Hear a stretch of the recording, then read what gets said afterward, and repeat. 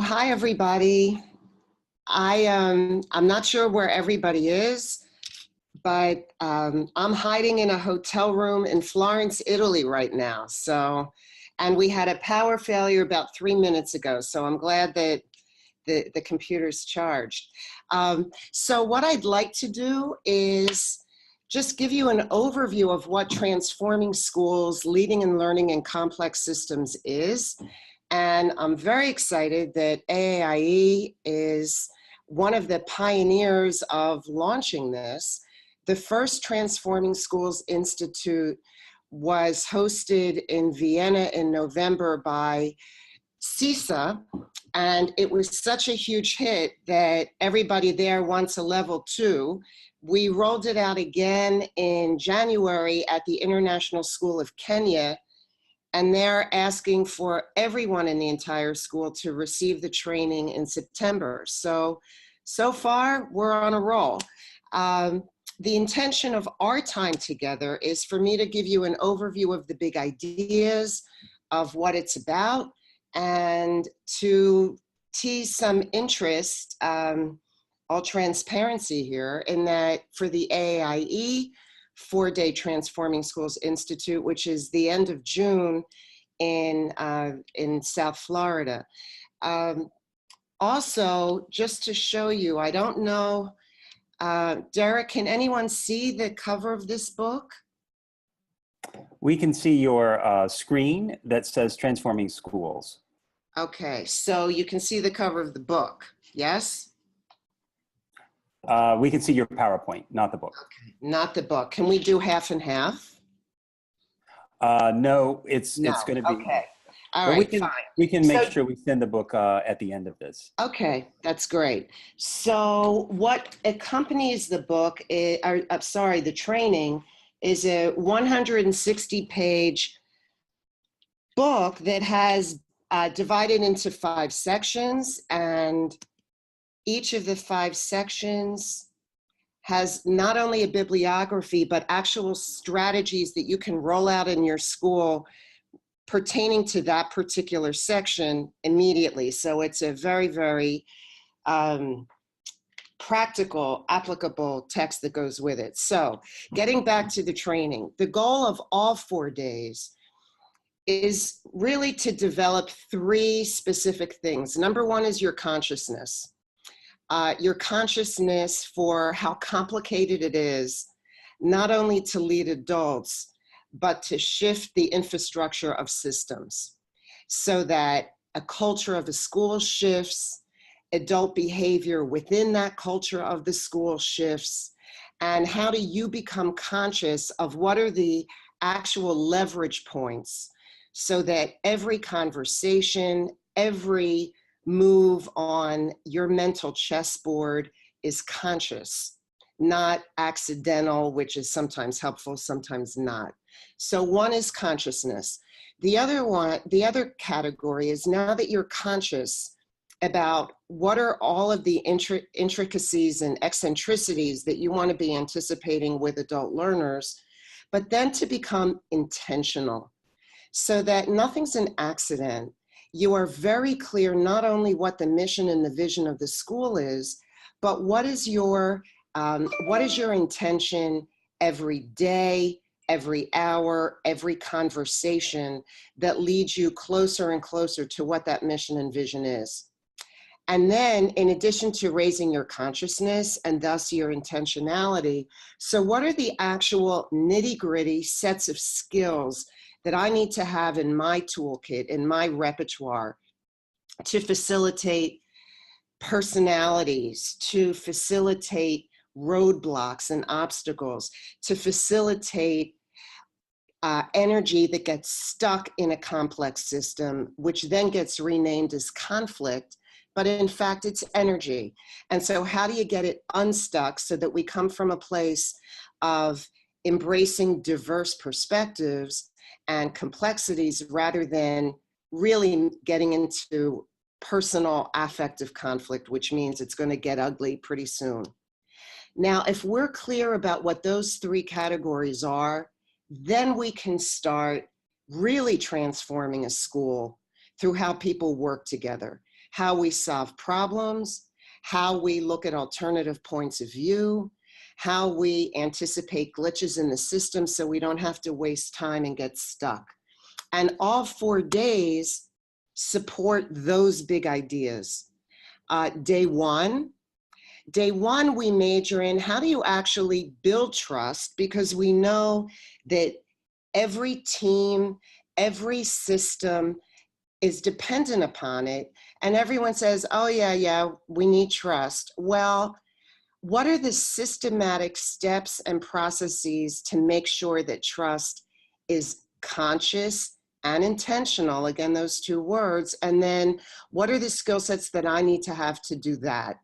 Specifically, the bodies of research that I work with, you may be familiar with Brené Brown's TED Talk, not the power of vulnerability, although that's fantastic too, but she also has spoken prolifically about the anatomy of trust, boils it down to an acronym called BRAVING, B-R-A-V-I-N-G, and we will break that down into, so what does it look like and sound like if you're a leader, modeling both vulnerability and how you brave the interactions and complexities.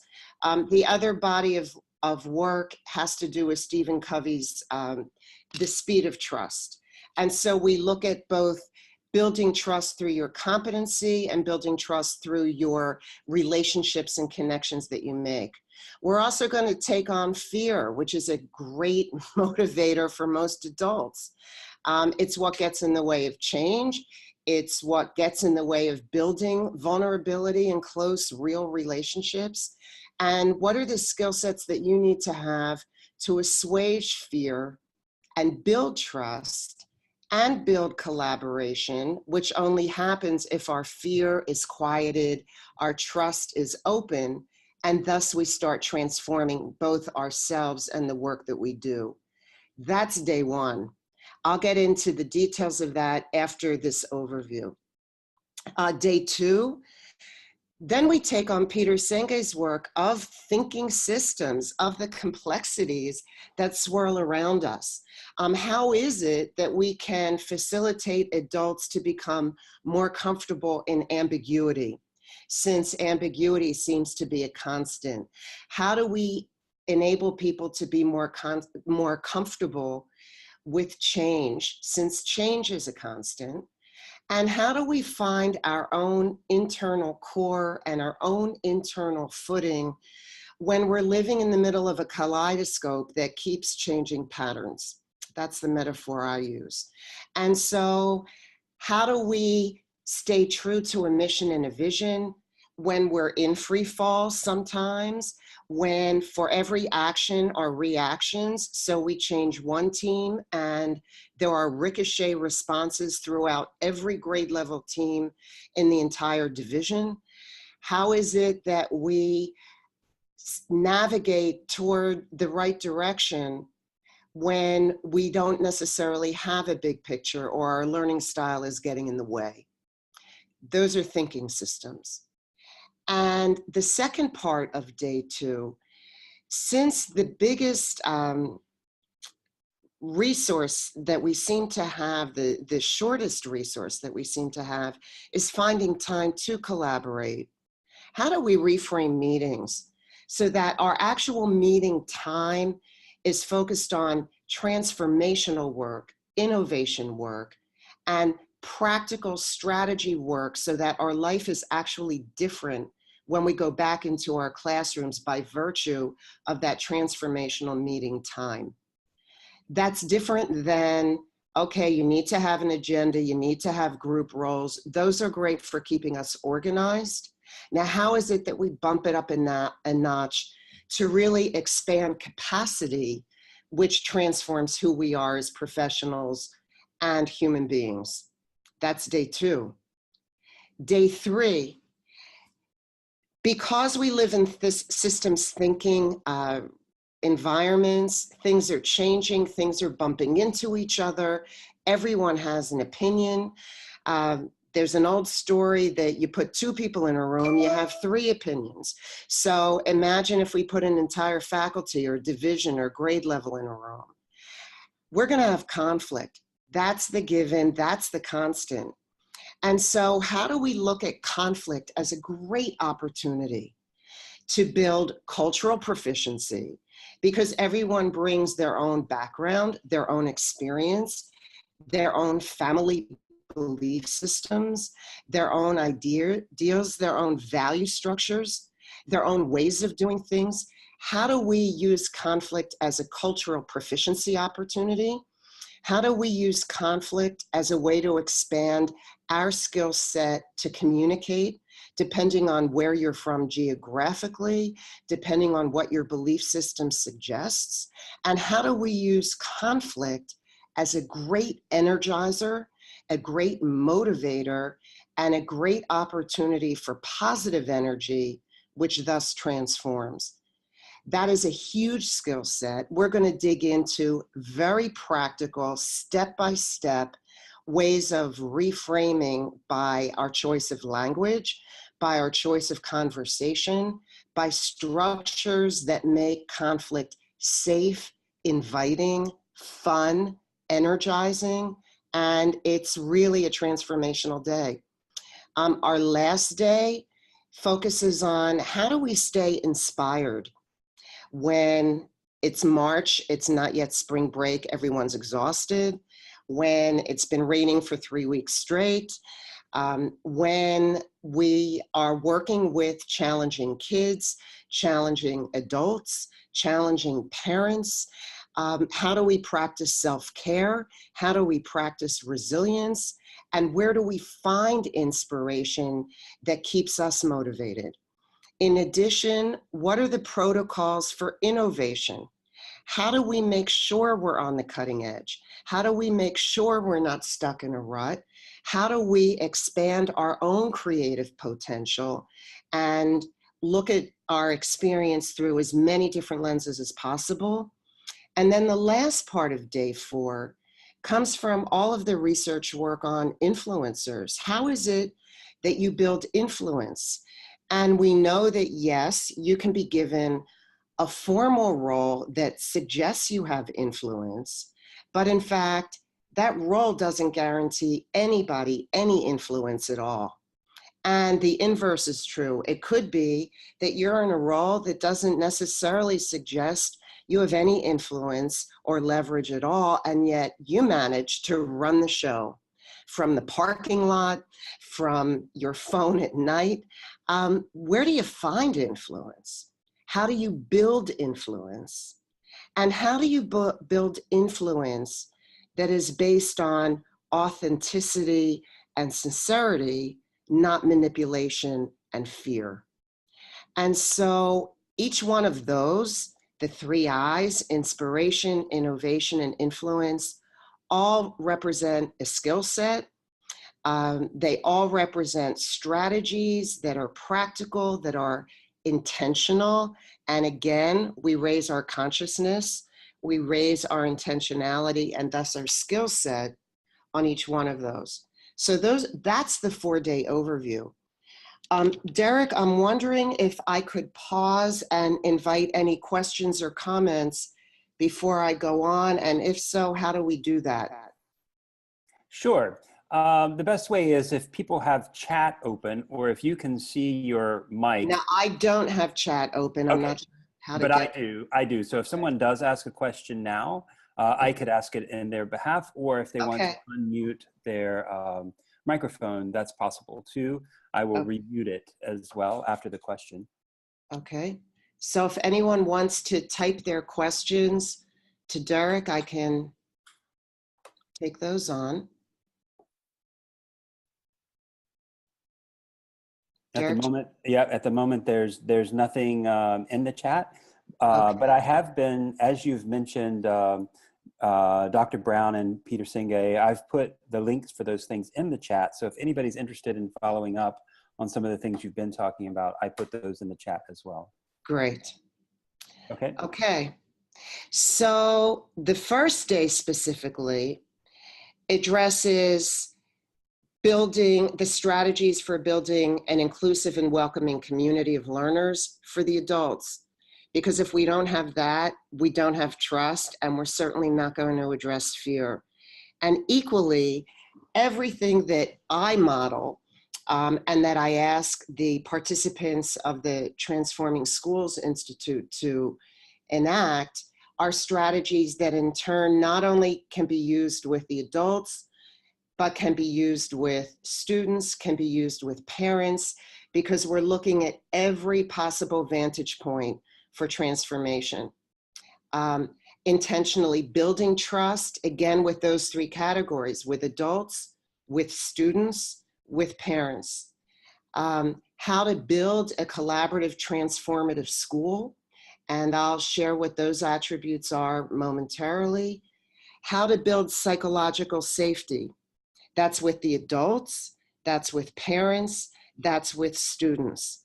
Psychological safety, meaning I'm allowed to make, not only am I allowed to make mistakes here, I actually get celebrated for them because my mistakes are a great entry point to alternative points of view, creativity, energy, reframing, and reflective opportunities about what is it that I've learned and would do differently next time. And so there's strategies for that.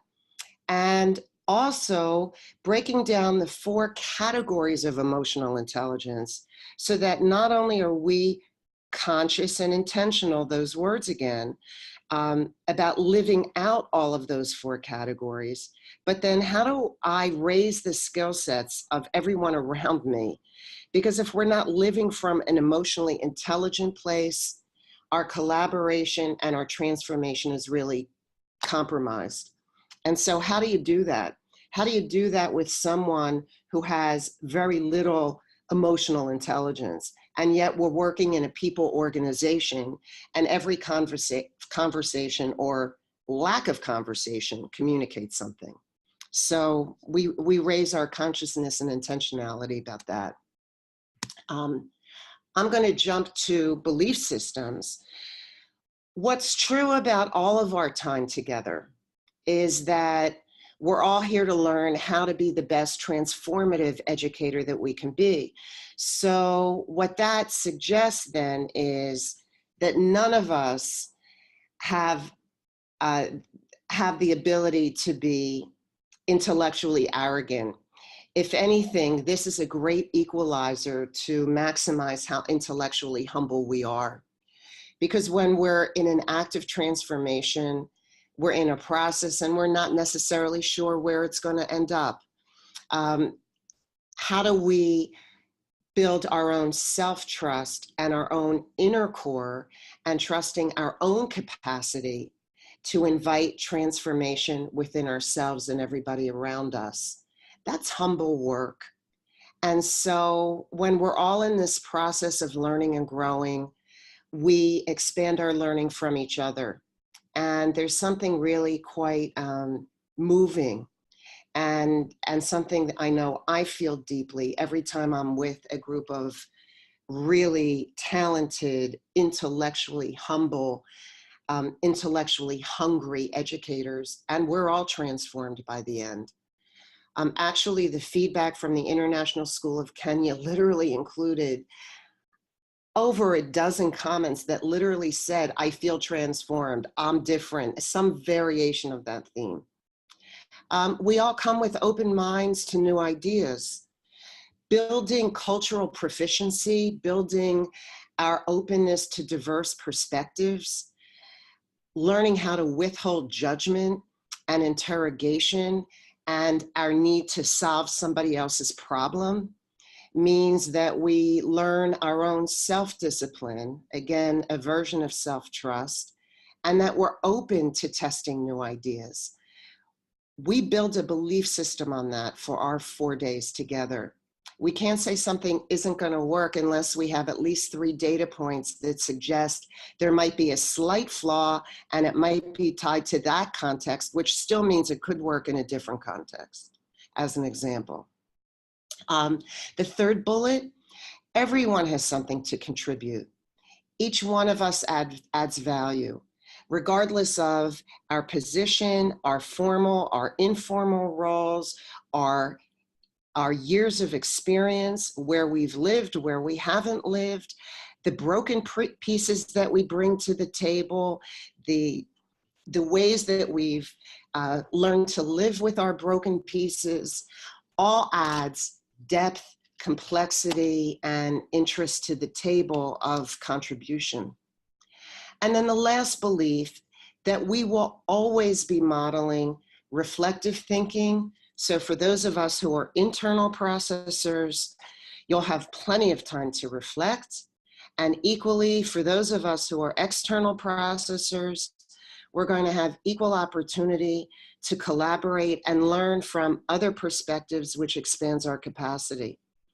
One of the things that the research shows us from many different research points, I'll get into that when we're together, hopefully, is that the combination of both reflective practice and collaborative practice has a direct correlation with student learning and student achievement.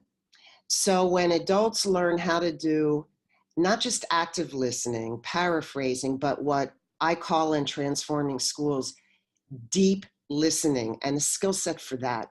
When we practice deep listening and then deep reflective practice based on what we heard, and then how we share that and how we might address that collaboratively with other perspectives, that kind of power with the kind of intellectual energy that international school folks bring, that transforms not just ourselves, but schools.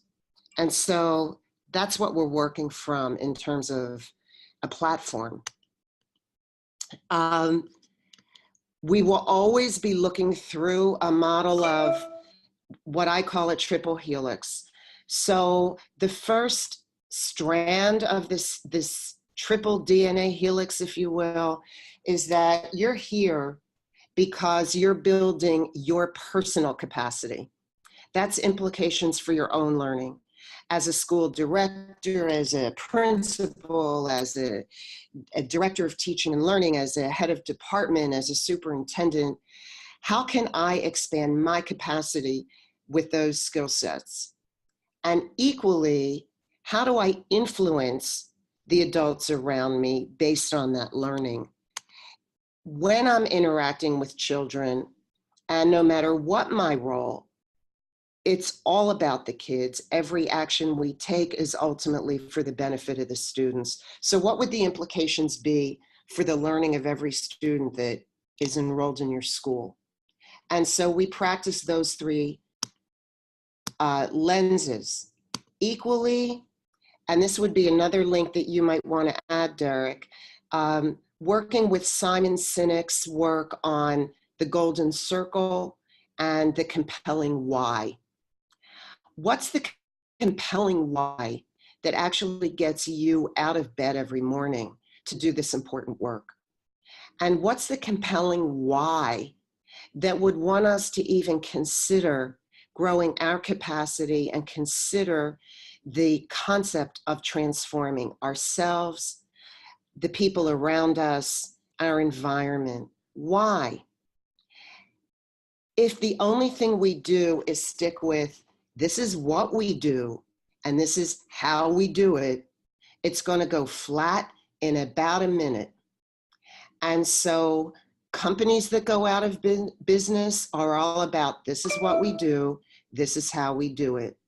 Schools that have no energy, that have high transfer rates, that do not embrace passion for our craft, are about, this is what we do, and this is how we do it. Sign up for your class list. Here is the course syllabus. This is your school schedule. This is the master schedule. This is what we do. This is how we do it. It's the schools that start with our why that become the precursor to schools that major in innovation and transformation. One of the saddest, most heartfelt comments I received when I facilitated Transforming Schools for the CISA group in November, one of the I'll say school superintendents, actually not from that region, but signed up, said, you know, when everyone was invited to write their compelling why, for why are you in this business? Why are you in the position that you're in? Why do you do this work? He actually said, you know what? I think somewhere along the way, I lost my why. I no longer have a why. By the end of our 4 days, he had a why. But can you imagine living in the complexity of this work without a why? That's your compass. That's your internal course set. That's the set of conversations that you have with yourself and everyone else. Why?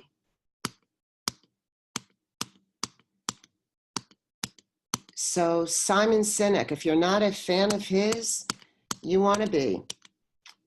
Whoops. One of the things that, as I mentioned to you before, I'm flying ahead here, is a big emphasis on trust. And I want to put it into the context of why. Again, compelling why. And everything that I do and everything that I say has a purpose and a why. The reason why we start with the conversation of trust is because trust is the foundation of any kind of work involving human beings.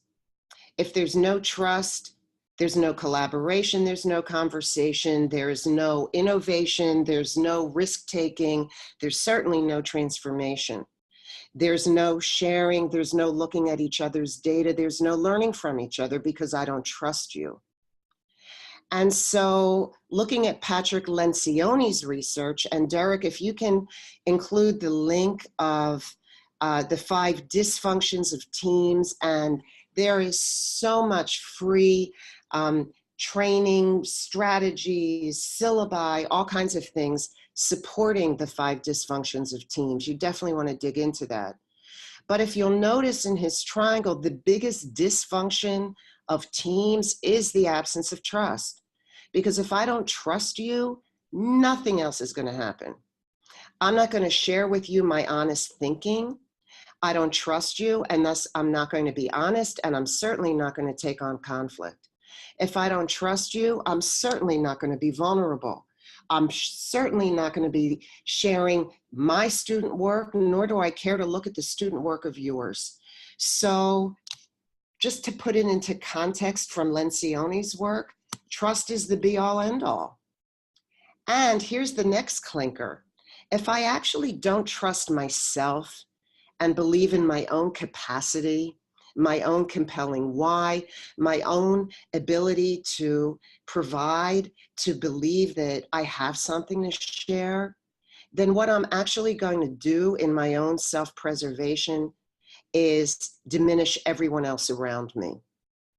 And so when you see functional teams where people are blaming each other, throwing each other under the bus, putting other people down, making themselves look better by virtue of making you look worse, that's actually an individual capacity self-trust issue. And so how do we build our own capacity? Because if I trust myself, I'm more apt to give trust away and trust other people. And then what are the 13 attributes of building relationship trust? Because that's pretty complicated too. How do I get somebody else to trust me when they're not necessarily a trusting soul? And so how do I build my competence? How do I build my relationship connection ability? How do I build my emotional intelligence to engender trust from other people? How do I make sure that the organization is actually aligned, and how are we aligned with what the organization is about? Let's say I trust myself, we all trust each other, we're an amazing team, but boy, we don't trust the powers that be, the hierarchy, if you will, if you're living in an autocratic, dictatorial, top-down organizational structure. You know you are when teachers are saying, we're in the dark, there's no transparency, we're the last to know, it's all a secret. That's an organizational trust issue. as in we don't trust the organization. We don't know why people are making the decisions that they're making. We're the last to know. We're not in on the conversation. And so how do we build an actual alliance where we're running figure eights in and out of self-trust, relationship trust, and organizational trust? It's all aligned. And then when it is, and there are many international schools where I've had the privilege of working where it is, an amazing thing happens. We trust ourselves, we're a team, we work together, we have relationship trust, we give input into the organization supports us, a two-way street, and then you feel that buzz, you feel the energy, you see the transformation, and then word is out on the street. You want to sign up and get your child to this school because they're humming. Everyone smiles. Everyone has a compelling why. They're excited to do this work. They believe in their own capacity to change lives, and it's obvious that's market trust.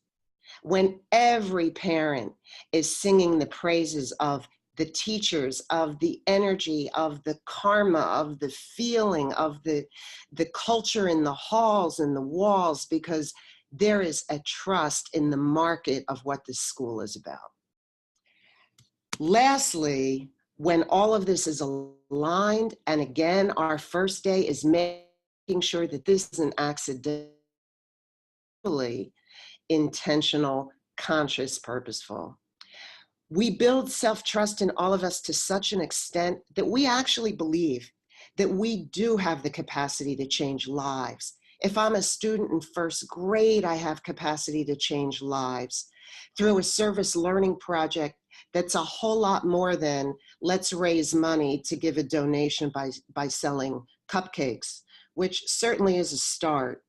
But I'm thinking about changing lives, like when Oprah Winfrey decides, I'm going to build a school for girls in South Africa to train them as leaders, because girls as leaders have the best capacity to change lives.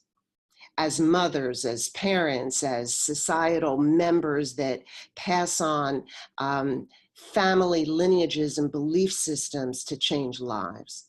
Or when she decided, I'm paying 4-year college bills for 500 African-American men to go to Morehouse College, which is the oldest African-American male college in the United States, because she believed that highly educated African-American men from one of the most prestigious historically Black colleges in the United States has the greatest capacity to change the greatest number of African-American male lives growing up in the United States.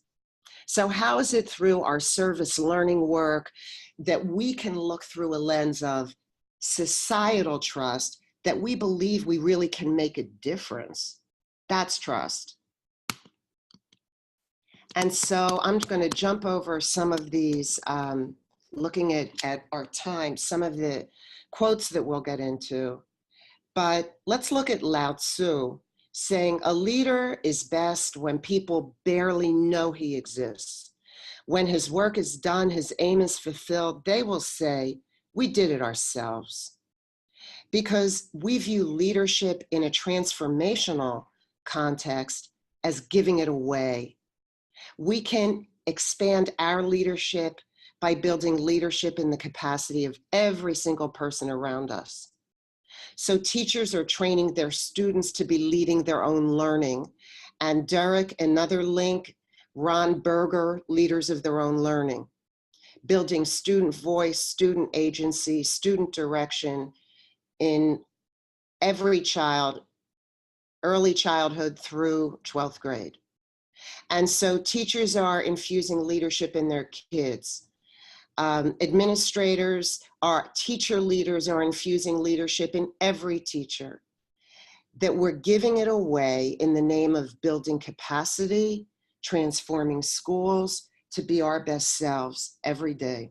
I'm going to jump over this. Again, we go back to Lencioni's issue of trust and conflict to say that the way we can build connection and expand our community capacity, which thus transforms schools, is actually by majoring in 5 lenses, if you will, that we look through during our time together. We talked about trust. We're going to dig into collaboration, not norms of collaboration, but rather deep listening, reflective practice, building an infrastructure for inquiry beyond an IB curriculum. What are the aspects of professional learning communities that we want to be conscious and intentional about every time we're in a meeting, that it's not an act of compliance that we check off, but it's really an intentional way to transform capacity? How do we make sure that our teams are functioning in the highest level? And what are the specific skill sets for building psychological safety for the grown-ups? So feedback does not become an aspect of criticism and you're now documenting me and pretty soon I'm going to be fired. That's the opposite of psychological safety. Or the analysis of student work, that we actually look at data not as a way to say, gotcha, I'm on you, but rather how can we look at data to expand capacity, which builds self-trust, which expands safety. And so I added this cartoon because people who really have anxiety issues, and I will tell you, I live with this on a daily basis. It's something that I've been working on with my beloved, fabulous son since he was a little kid. He's now 6'2" and looking at colleges, but it's no joke. When people really have anxiety, you have anxiety about your anxiety. And what if I can't manage my anxiety? And what if my anxiety takes over my brain and now I can't even think anxiety? And what about if those are the adults who are leading the culture of the school and we're anxious? And if the culture of the school is so negative that my anxiety is so real that I'm afraid to even be vulnerable, then what starts happening is we mask our anxiety and our vulnerability by attacking other people, by being mean, by being vengeful, by being vicious. I've worked in plenty of schools that have that culture as well. And so that means we need to be in serious psychological safety boot camp. How do you do that? Well, we take that on as well. Some people, when they're afraid of holding people accountable because it might compromise psychological safety, come from a place of, I just want you to be happy. I want you to be comfortable. When you're happy, I'm happy, and then it's all good. And if I really have you looking at student work, or we're looking at the differential between grades in your class and how students actually did on AP exams or IB exams, or what's happening in your classroom, or how many kids want to transfer out, if I actually pose questions seeking to understand, I might challenge your comfort. Equally, if I am on the other side of the coin, I'm about being able to put on the website the score sets of IB scores from our 12th graders. I don't care how happy anybody is. I want to be able to let parents know, if you send your child to this school, this is what you can be guaranteed. Then we're living in a place of anxiety. Now I'm just cracking the whip for how well kids are doing. Our skill set in transforming schools is that you live in what's called the learning zone. For those of you who are tennis players, we call it the sweet spot in a tennis racket. It is that perfect balancing place between psychological safety and accountability. That's why parents are sending kids to your school. It's not necessarily that everybody's happy, although we love that. But then you might as well just send your kids to summer camp. They're happy. Equally, I want to be sure that my kids not only make annual yearly progress, I want to make sure that my kids see themselves as learners. They build their academic identity to do hard work, that they don't give up, that they believe in their own habits of mind to do hard work, that they have embraced Carol Dweck's effort-based belief mindset. We don't give up. It's all about strategies. And Derek, if I could also ask you to add any links to Carol Dweck and her work, that would be great. So how do we transform classrooms so we're in the learning zone? How do we transform schools so adults want to live in a learning zone of intellectual humility? The more we know we don't know, and we want to live here. Peter Senge calls this sweet spot of the learning zone creative tension. We want enough tension so there's adrenaline. We're not too comfortable resting on laurels, because as soon as we start doing that, we fall behind. And yet we don't want so much adrenaline that it's now anxiety and I'm having apoplexy every time I show up at work. Empathy. Derek, if you can add Brene Brown's link to a 3-minute clip called The Power of Empathy or The Qualities of Empathy, we actually dig into that quite intentionally, because I can't build a transformational system based on cultural proficiency if we don't have skills of empathy. And so empathy also is a pretty vague term unless we break it down. Brene Brown breaks it down into 4 categories. How do I actually take the perspective of somebody else? I don't have to like it, I don't have to agree with it, but I have to be able to hear it, acknowledge it, speak to it, and validate it as your perspective. Now, those are some pretty sophisticated skills if we come from an egocentric place. Equally, what are the skill sets to manage your own judgment, which is really a challenge because, number one, everyone is judgmental by design. Welcome to Sigmund Freud's id and ego and our egocentric view of the world. But some people take judgment to the extreme and live in judgment consistently. So how do you muzzle that? Because if I'm busy judging, I'm not busy being empathic. How do I recognize emotion in other people? Also a challenge if I don't have much emotional intelligence, which means I don't see emotion, I don't notice emotion. Transforming school work, complex systems work is mostly 80% about living in what I call subtext. It's the 3/5 of the iceberg that's actually underwater that is not obvious at all. And so how do you read what people are not saying and are not doing, and yet it's reverberating throughout a system? That's recognizing emotion in other people. How am I listening for subtext that is not being said? And lastly, how do you feel with people? That is not sympathy. Sympathy means I'm feeling sorry for you, which could only make somebody feel lonelier. Rather, connect and hold your hand as you are feeling what you're feeling. So I don't feel sorry that you're grieving. That is the place you're in.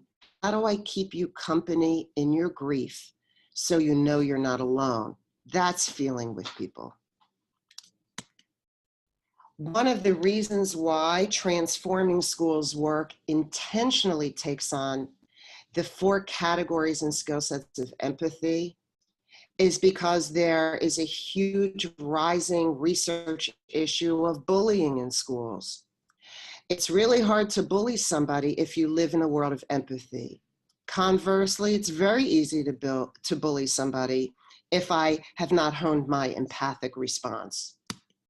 And guess what? Adults bully each other too. It's not just kids. Because of all of our self-centeredness in terms of Instagrams and tweets and Facebooks, it's all about me and my life. There's a research-based measurable shift towards self-centeredness in children. There's a 48% drop in empathic concern. Low empathy is leading to what is an international shift in increased bullying behavior. And it is impossible to build collaborative structures and collegial behaviors among adults and among kids if there isn't empathy. And so we want to be intentional. We don't assume that just because you're a grown-up you have empathy. That's a big assumption. Equally, just because you're a part of a team, that you know how to collaborate. Another assumption. Especially if historically we've been living in silos in our grades, in our departments, which historically is exactly how schools have been organized. One of the ways that we can expand cultural proficiency is by looking at as many perspectives, as many stories as possible.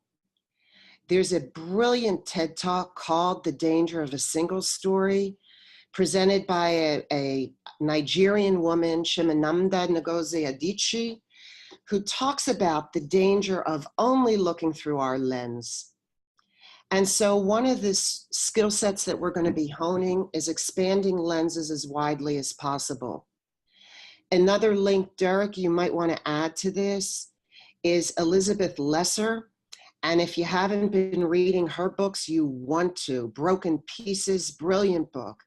But she also has given a TED Talk called Take the Other to Lunch in response to the unprecedented polarization that's happening in the United States politically.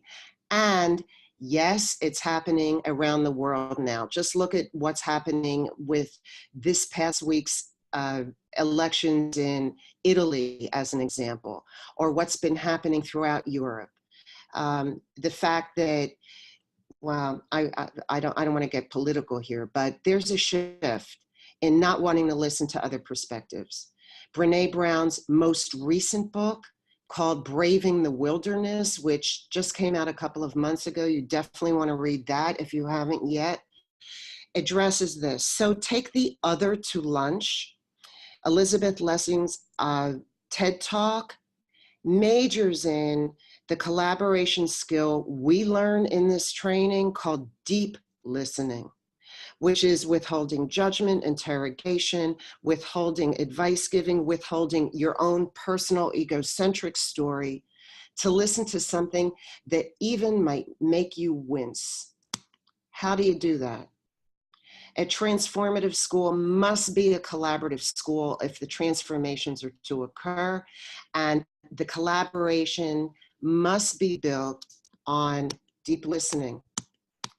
And so the last thing I want to share with you before I'll open it for questions one last time, I know we've been going for a good 45 minutes now, is to look at the skill sets that we build for collaboration for transformation.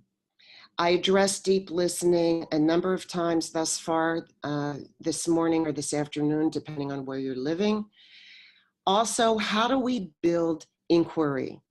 How do we build curiosity?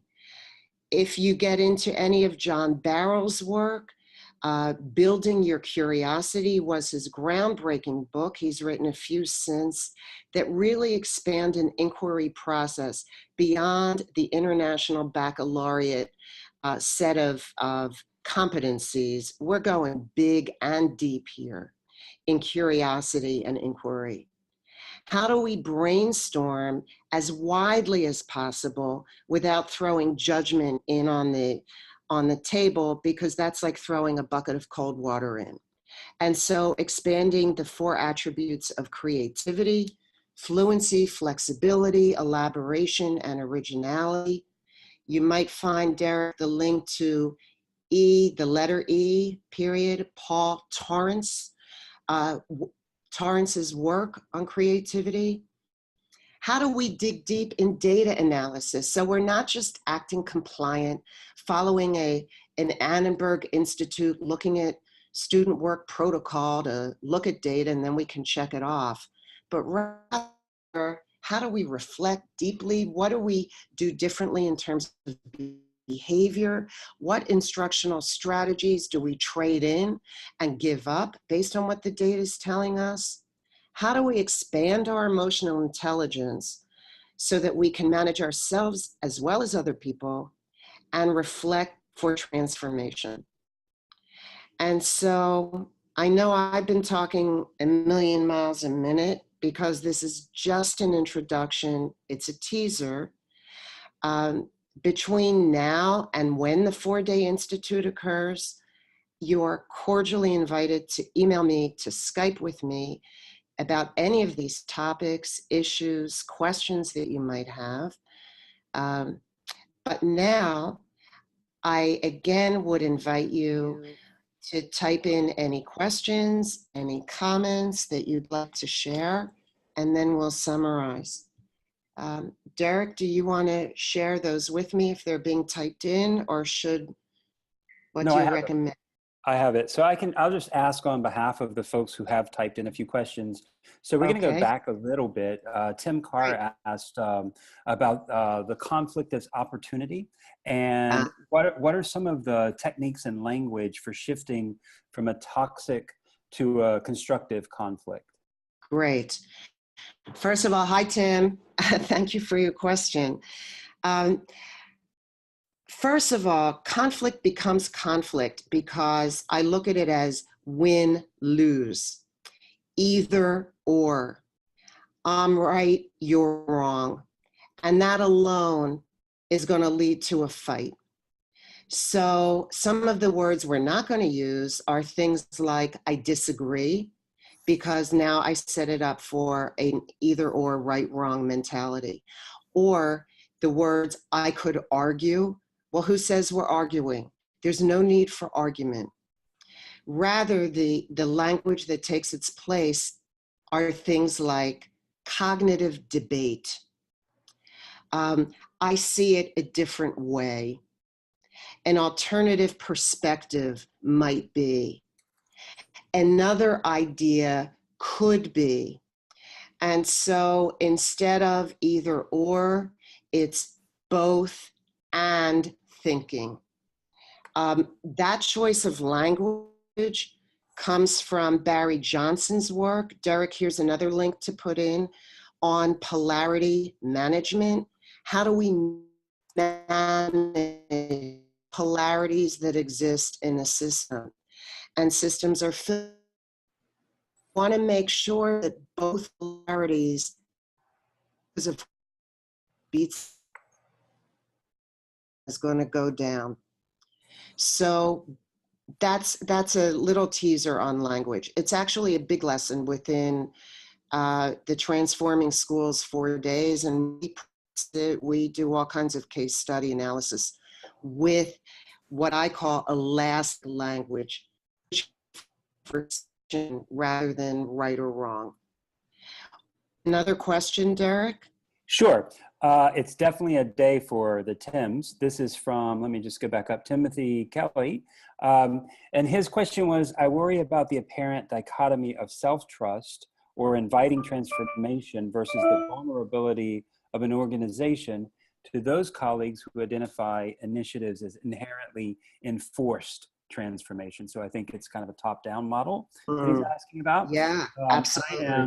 And he says, I am all for the safety of making mistakes, but where do we draw the line between, I guess, making a mistake and professional accountability?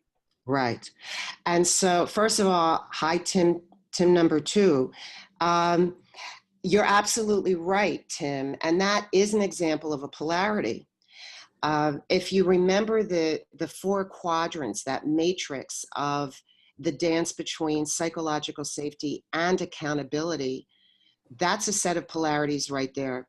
We want people to make mistakes, and we want you to do it right.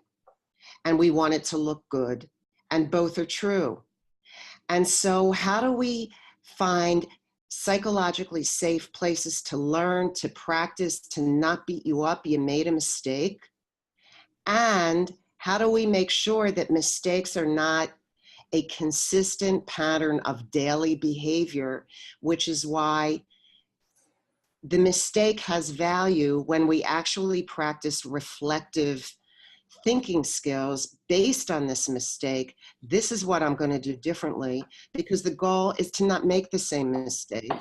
Hopefully the goal is not to make a different one, but actually get it right for a while. And then, yeah, we're going to make another one. That's a different part of the question than the challenge of trust in an organization when there are mandates. And the fact is, in organizations, there are some mandates. Not everything is up for a vote. And so what is the dance of trust, engendering trust, and simultaneously knowing that some things are available for input, for design, for you own it, take the ball and run with it. And some things are actual mandates from the country's government in which you live. They're a mandate from an institution that is accrediting your school, and thus this has to happen. It's not up for a vote. And so what actually builds trust is honesty and saying that this one is for a vote and here's why. And yet, notice I use the word and, not but, which invalidates what I just said. And in addition to this isn't up for a vote, within that, I will do my darndest to figure out ways to engender as much voice and choice from you within the context that is not a negotiable one. And so both are true. Again, facilitating what could have been conflict. That mantra, both are true, is a diffuser of conflict. Might there be another question, knowing that we have about 3 more minutes? That was it. We do have a few people who have to, are having to leave early. Okay. Well, not so much early, but I think depending on where they are in the world, they may have dinner on the table or a meeting to get to. So I don't think we have another question. We do have a lot of people saying thank you so much for your time, which we, on behalf of AAIE, I would like to also thank you for your time and you know, missing out on a nice afternoon in Italy. And I thank everyone for signing in, and I hope you sign up so I get to see you in person and we actually get to know each other and dig deep into what is great content and practical strategy.